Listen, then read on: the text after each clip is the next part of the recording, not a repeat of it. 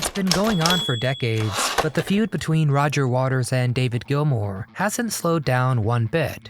In fact, the war of words just reached a new, brutal milestone now that family has even joined the fray. So what put another brick in the wall between these Pink Floyd icons, and how personal did things just become? They're deeply, deeply, deeply insulting. Welcome, I am Nostalgic Nick with these answers and much more. So, is it true that Roger Waters is twice as rich as the next wealthiest Pink Floyd member? Why did Roger's label just put as much distance between them as pretty much possible? Why don't you just play the music? We don't want to hear your politics. Our Do You Remember team really dug into the weeds of their ongoing rivalry, both past and shockingly present. We spend a lot of time researching, writing, recording, and then editing all that into something we sure hope you enjoy. So, if you do, please hit that thumbs up icon and subscribe to the channel so you always catch our latest deep dive. But now, without further ado, time to unravel the latest sorrow of the Pink Floyd feud. How did Pink Floyd get their name?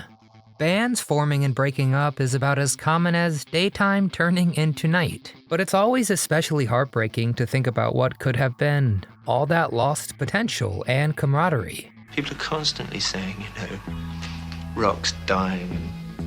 Roger Waters was the founding father of a group called the Pink Floyd Sound back in 1965. With him was Nick Mason, Syd Barrett, and Richard Wright. It was actually Syd who came up with the band name, and it was totally on the spot. You see, his record collection included two blues musicians named none other than Pink Anderson and Floyd Council. Their collaborations became the groundwork for the Pink Floyd we'd come to know and listen to on repeat an unspeakable amount of times. Come on, just admit it, we all did. But the final part of the incredible equation of Pink Floyd was David Gilmour, who officially joined the club in 1968, and Gilmour brought with him a very specific kind of work ethic and creative vision. Simply put, the guy was going to see it through. No one had any way of knowing at the time, but this is when the first fissures would start to form within the band. It's kind of hard to imagine, I know, because this period of conflict silently brewing was also some of the band's absolute best. We got The Wall and Dark Side of the Moon during this time,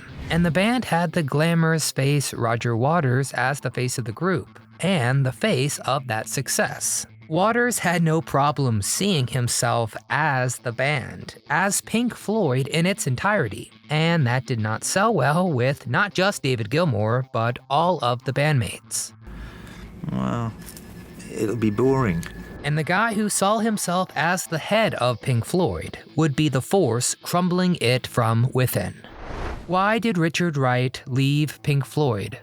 Whether it's a band or a TV show, we've all seen regulars come and go. Pink Floyd had a unique history with this, since on the record the official lineup has always been Waters, Gilmour, Barrett, Wright, and Mason. And most of the time, that's actually what we saw on stage. But what if I told you, even when one of the founding members was right there in concert playing along, they weren't actually part of the band? Yep, let's look at Syd Barrett. The guitarist and vocalist suffered through deteriorating mental health problems that basically saw him distance further and further from his bandmates. He also had a pretty documented history of LSD use, and the more extreme rumors say the drug absolutely destroyed his brain. It got to the point that while on tour, guitarist David O'List from The Nice substituted for Barrett. Sometimes Barrett would join by wandering on stage and just joining in. And this obviously got really tiring for the others, so one day before a concert, they all voted to just not pick him up on the way over. The thing is, Barrett was a very creative guy who masterminded some of their greatest stuff. Their goal was to basically hire him as the band, like what the Beach Boys did with Brian Wilson. But the logistics weren't working out. Their last practice sesh was spent workshopping Barrett's latest creation, Have You Got It Yet?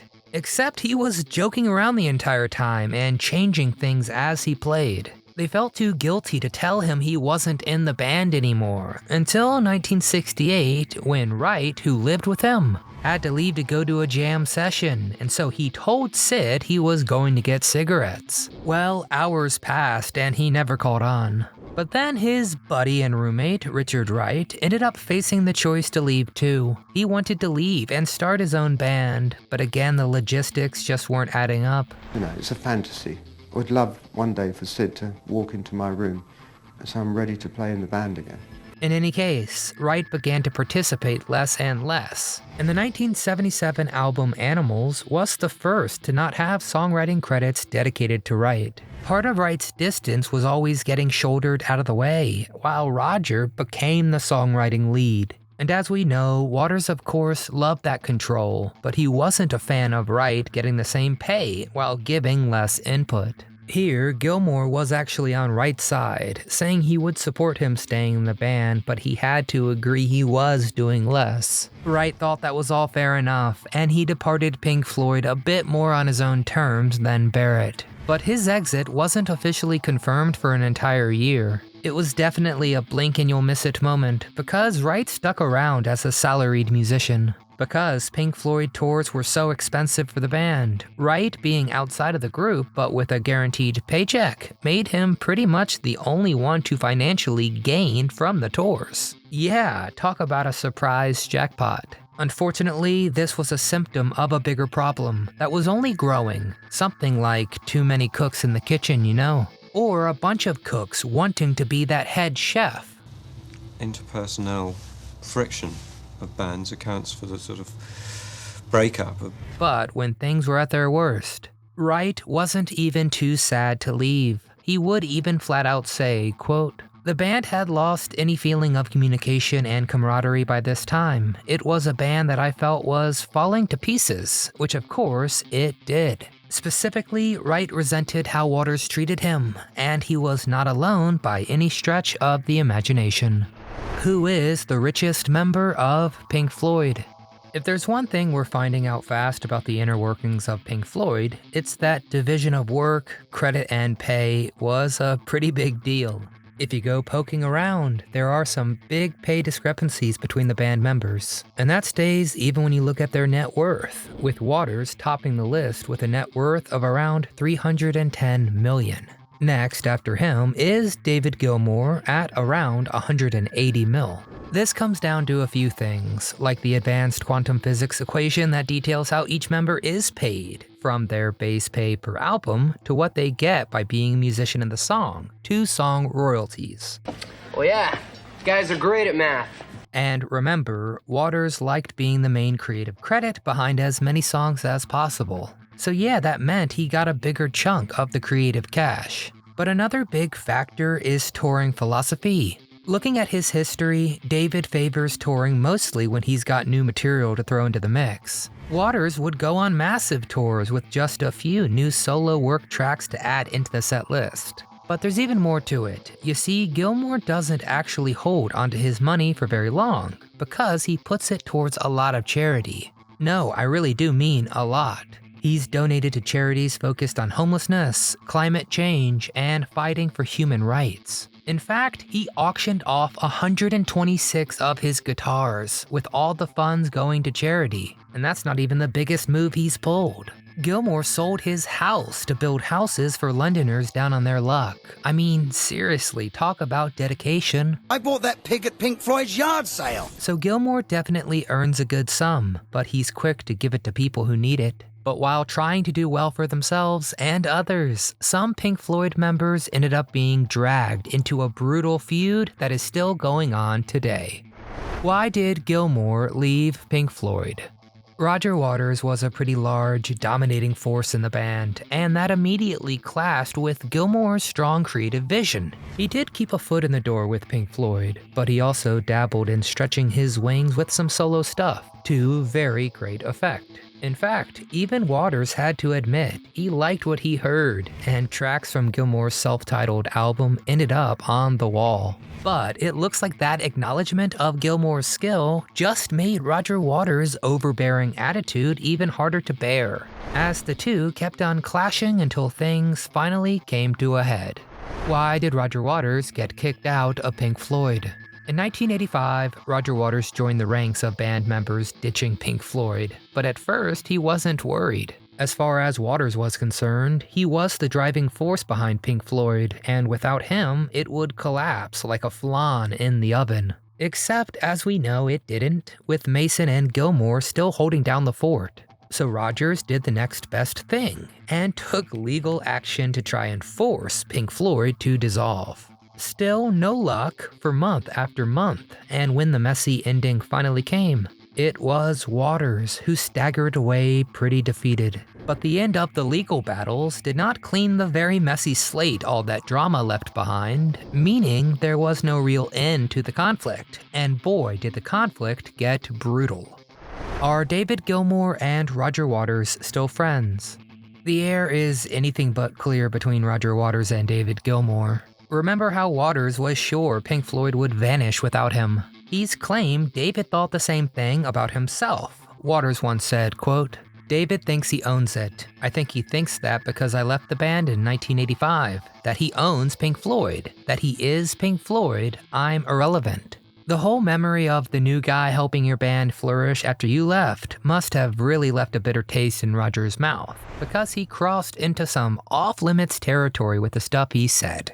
You see, Waters is pretty outspoken about current events, and he's made comments about people's faith and politics that have some people pretty alarmed. Gilmour's wife, Polly Sampson, put him on blast for this, and Waters fired right back, saying, quote, "February the 4th, there's a lady who lives, I think, somewhere in London, tweeting appalling things about me, calling him rotten to the core." Then Waters said, quote, "All I have to say about Polly Sampson is imagine waking up to that every morning. Come on, you can do better than that. I mean, yikes, that's such a low blow, it's like middle school." It's sad to say, but it's probably for the best that Syd Barrett's family arranged a private, family-only funeral for him after he died in 2006. The story goes they asked the band members not to attend. And yeah, no one wants that kind of drama hanging around when you're trying to mourn. But it's said Waters felt like they had already lost Barrett decades ago because of how the LSD destroyed him. And, well, his last documented words were, quote, "Leave me alone, I've got to get some coleslaw." Thankfully, we have a very brief cordial team-up in 2005 for a Live 8 benefit concert. Waters, Gilmour, Wright, and Mason were all there, and they dedicated a song to Syd Barrett a year before he died.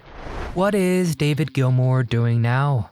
There have been a few truces gracing this shattered band. It was also very good to be able to get back onto speaking terms after all the bickering. But when Waters and Gilmour took aim at one another, it just got all the more brutal. At live shows, and even on our favorite Menace of a Friend social media. So, Gilmour's still out there on the touring scene, but he's also keeping an eye on the next explosive comment or post by Waters, and there has been a flood.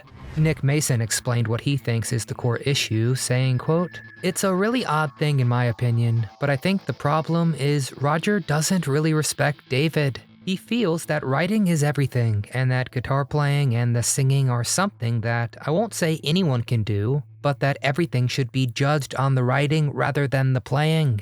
I think it rankles with Roger that he made a sort of error in a way that he left the band assuming that without him, it would fold." When the re-release of Animals got stalled, Waters blamed it on, quote, "an ongoing campaign by the Gilmour-Sampson camp to claim more credit for David on the work he did in Pink Floyd. 1967 to 1985 then is his due. Polly was just as ready to call him quite a few things, including this is a long one, quote, "a lying, thieving, hypocritical, tax-avoiding, lip-syncing, misogynistic, sick with envy megalomaniac."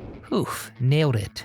Gilmour stood by his wife, of course, and called what she said, quote, "demonstrably true." But Rogers dug his heels in and released a statement on social media saying, quote, "Roger Waters is aware of the incendiary and wildly inaccurate comments made about him on Twitter by Polly Sampson, which he refutes entirely. He is currently taking advice as to his positions." But Gilmour isn't the only one listening to Rogers' latest opinions. The music rights company BGM actually dropped Roger Waters after some of his outspoken political statements became really relevant with current events. If I show my feelings, I will be rejected, because I will be unacceptable. So, what's next for Roger Waters? Will the waters be calm? I don't know. Only he can decide. They gave us some of the most revolutionary, inspiring, and fresh sounds ever. But they also gave us a messy, sad collapse with the fallout we're still seeing decades after the fact. Roger Waters and David Gilmour were two necessary pieces of a perfect puzzle. But their pieces were never meant to fit together. So I guess we just have to listen to Pink Floyd and that's it. So what do you think? What is your favorite Pink Floyd song? Whose viewpoint do you agree with, David or Roger? And do you think Pink Floyd is a top 5 band of all time? Well, get in the comments and tell us all things Pink Floyd, all things Roger Waters, and all things David Gilmour. If you enjoyed the video, please hit that thumbs up icon, it really helps. Subscribe to our channel so you don't get left behind. But most importantly, from all of us here at Do You Remember, we want to thank you for watching, and we sure do wish you were here.